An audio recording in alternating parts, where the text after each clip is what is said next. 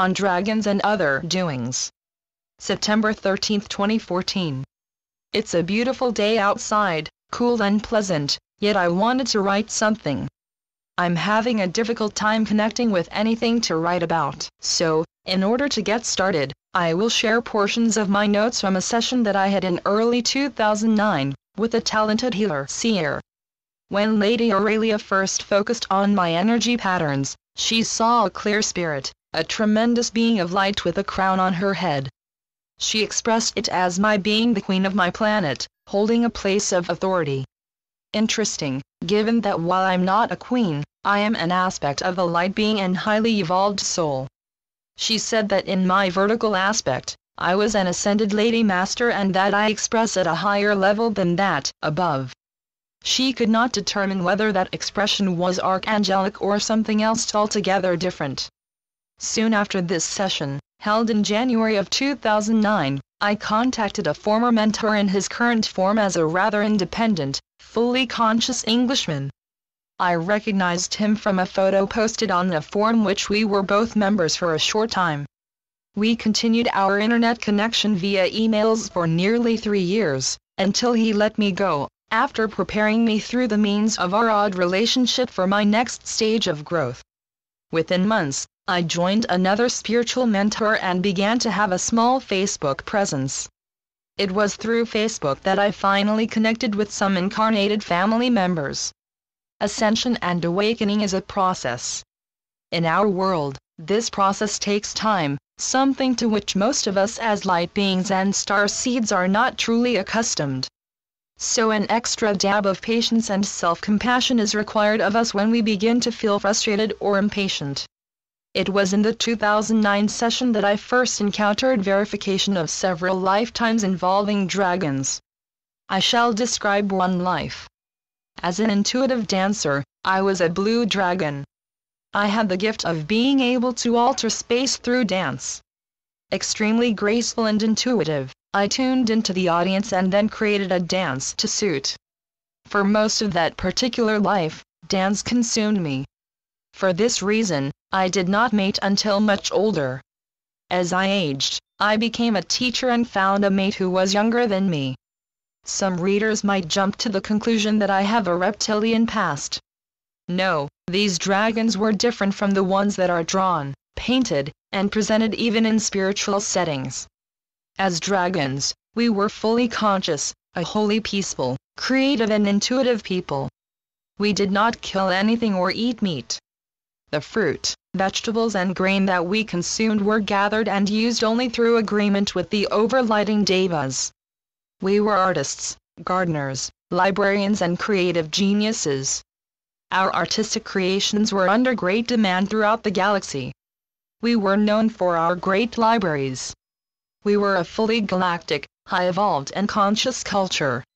Another interesting thing to note, we were shapeshifters and could move into human form when it suited.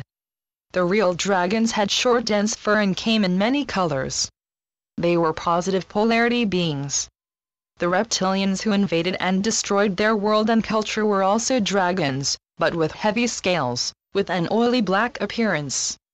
These invaders were, in every sense, the polar opposite of the white dragons, as we called ourselves, being of extreme and ultimate negative polarity to our own.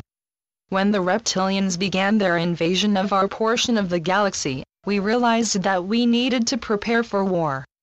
War was not a part of our culture, so we contacted other races who had already been involved in the conflict, in order to receive training.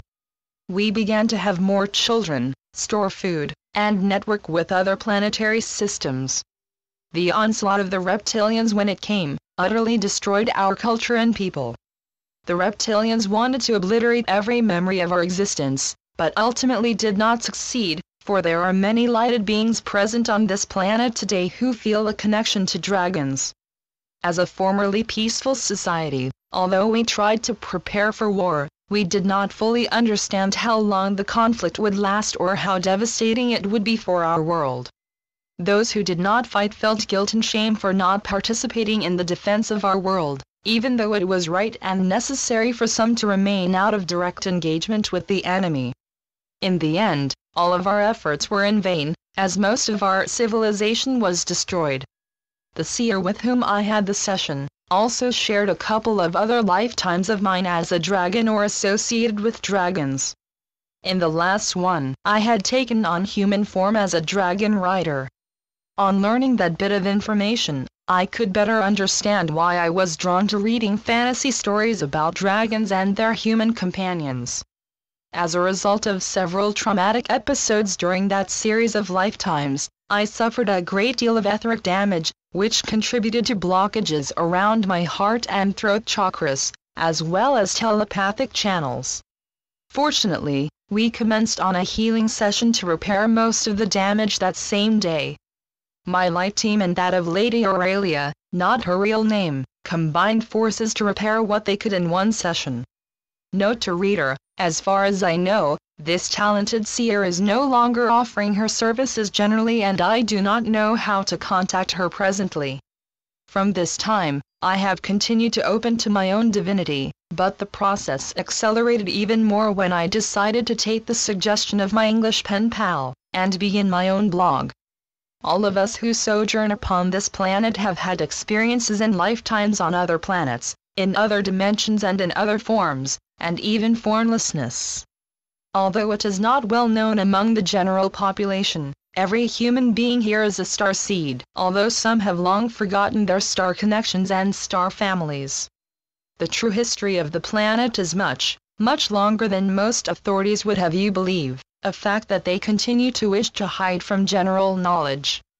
Yet, that knowledge and understanding of ourselves as a potential galactic culture will come forward as the cycles are now moving towards the Golden Age. The energy supports a great spiritual awakening to occur amongst all people.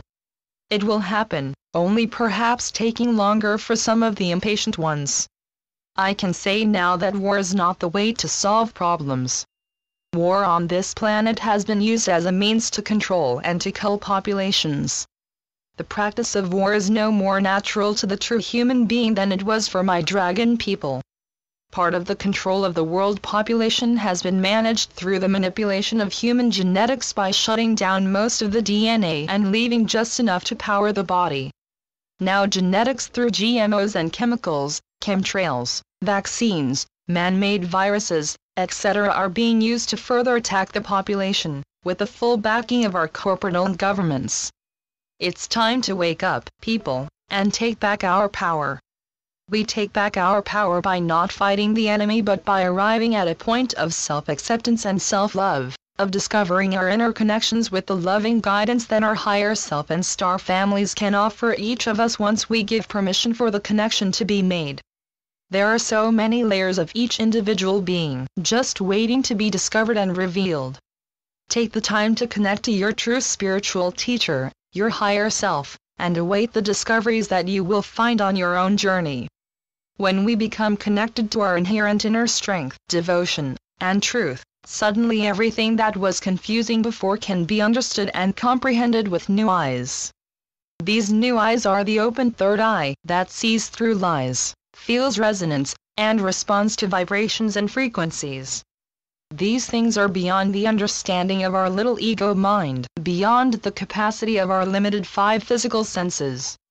We are on our way, as a people, to expanding back into full consciousness and reopening to our complete set of 365 senses. As you may imagine, this process will take more than one generation to accomplish. In fact, it will take many generations, but will occur eventually. Still, when one is on the path to ascension, you do not have to linger in resonance with the rest of the population, do you? According to ancient Hindu belief, we are well embarked upon the Dwapara Yuga, in an upswing of spiritual consciousness that will take many thousands of years to fully flower. This realization is not something that is acceptable to most star seeds, who tend to want the golden age to start yesterday, yet this is a physical world and change takes time.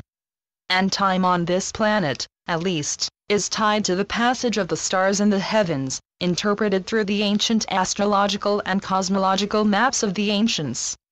Having lived in the Hindu culture during other lifetimes, I can understand the concept of cycles. You can see it reflected in the seasons and passage of the stars through the heavens. Our ancestors marked out signposts for us to discover along our passage to the Golden Age, but it is up to us to have the patience and curiosity to decipher the messages left behind. I have been told that I came here to serve for an evolutionary period. I interpret this to mean for a great year, which in Earth years is 26,000 years. When the great Mayan calendar ended in 2012, this cycle ended, as did many other lesser cycles. So, my time to assist with the evolutionary process of humanity is now ended and I will soon be departing from this planet. At least this is what I have been told, verified by 2 other impeccable sources. As I remember some of my past lifetimes, both here and elsewhere, I would encourage all of my readers to begin to connect to their own journeys. Even if you do not regard yourself as a gifted seer or telepath, you can embark on your explorations through your own imagination. See yourself in another setting, in different clothes, speaking another language. You just might surprise yourself and come up with a good story that, in time, you will be willing to share with others. Moving through our personal fears of exposure, betrayal, rejection and the like, takes courage, but it is only through moving through those fears that healing can truly come. As you do move forward, you will see for yourself, as I have, that the fears melt away in the warmth of your heart flame, as if they never existed at all. And they don't. Your fears exist because you lend them the energy to do so. Remove that connection and poof, gone. So, as a simple human being to another, I say this: treat yourself with respect. Learn to love yourself as you have been taught to love others. Discover what empowers you and gives you joy, lending you the courage to continue to open your heart to the world and all life forms that inhabit it. There is much beauty and marvels to share and discover as you go forward into this new cycle of creation and expansion, moving towards the dawning of the Golden Age. Namaste. I am Tazjima Maria Kumara Vakup, aka Elizabeth Ayres Escher. www.bluedragonjournal.com